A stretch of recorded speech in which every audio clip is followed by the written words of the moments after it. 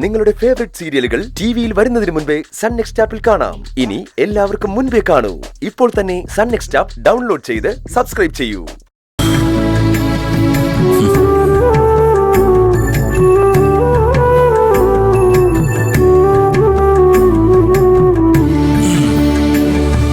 നന്ദിനി, ഇനി വാ.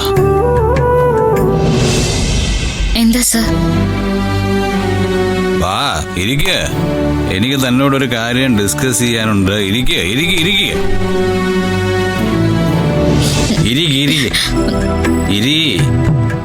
അതെ, നമ്മുടെ കമ്പനിയിൽ നിന്ന് വരുന്ന വഴി ഞാൻ സ്ഥിരമായിട്ടൊരു ഭിക്ഷക്കാരനെ കാണാറുണ്ട്.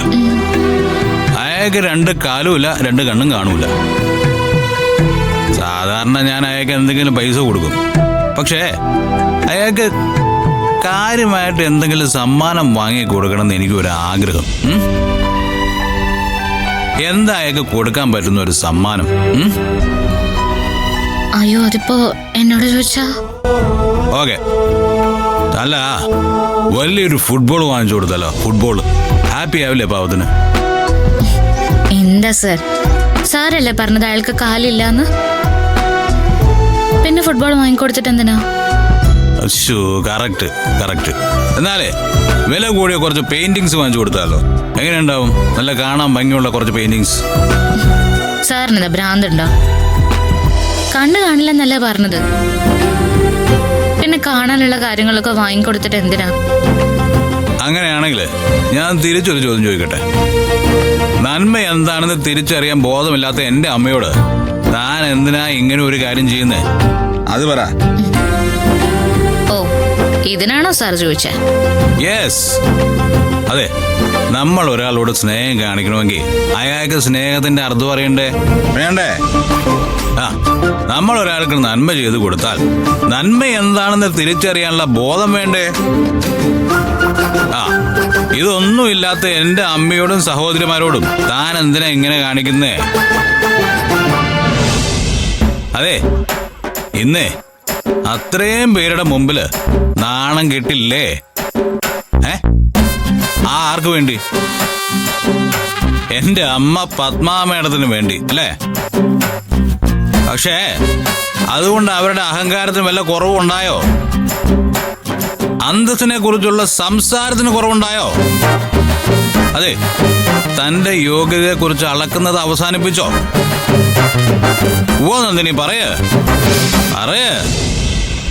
ഞാനൊരു ചെറിയ കാര്യം ചെയ്യുന്നത് കൊണ്ട് പത്മ മാഡത്തിനെ മാറ്റിമറിക്കാമെന്നൊന്നും ഞാൻ ചിന്തിച്ചിട്ടില്ല സർ. എനിക്കതിന്റെ ആവശ്യമില്ല.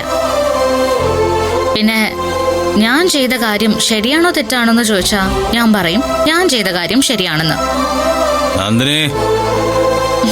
അതെ സർ, അത് പത്മ മാഡത്തിന്റെ കമ്പനിയാ. പത്മ മാഡം അധ്വാനിച്ചുണ്ടാക്കിയതാ. അതിലൊരു പങ്ക് പോലും എനിക്കില്ല. അതിലൊരു തരി പോലും ഞാൻ കഷ്ടപ്പെട്ടിട്ടുമില്ല. അവിടെ ജയിക്കേണ്ടത് മാഡം തന്നെയാ സർ. സാർ ഇനി എന്തൊക്കെ പറഞ്ഞാലും ഇന്ന് ആ ഫംഗ്ഷനിൽ പത്മ മാഡം തല ഉയർത്തിപ്പിടിച്ച് നിന്നില്ലേ, അതെനിക്ക് സന്തോഷാ സാർ. എനിക്കത് അഭിമാനാ. തന്നെ പറഞ്ഞിട്ട് ഒരു കാര്യമില്ല. തന്റെ സ്ഥാനത്ത് ഞാനായിരുന്നുകൊണ്ടല്ലോ ഇന്ന് ആ അഹങ്കാരം നിറഞ്ഞ തല ഞാൻ തല്ലി പൊളിച്ചേനെ. സാറേ, കിടന്നുറങ്ങാൻ നോക്ക്. അന്നിനെ ഒരു വീട്ടുവേലക്കാരിക്ക് കിട്ടാവുന്നതിൽ വെച്ച് ഏറ്റവും നല്ല സൗകര്യങ്ങൾ ഞാനിപ്പോ അനുഭവിക്കുന്നുണ്ട്. 3 നേരം ഇവിടുത്തെ നല്ല ഭക്ഷണം കഴിക്കുന്നുണ്ട്. സാറിന്റെ മുറി തന്നെ കിടന്നുറങ്ങുന്നുമുണ്ട്. സുദേവന്റെ മകള് ഹാപ്പി ആയിരിക്കാൻ ഇതൊക്കെ തന്നെ മതി.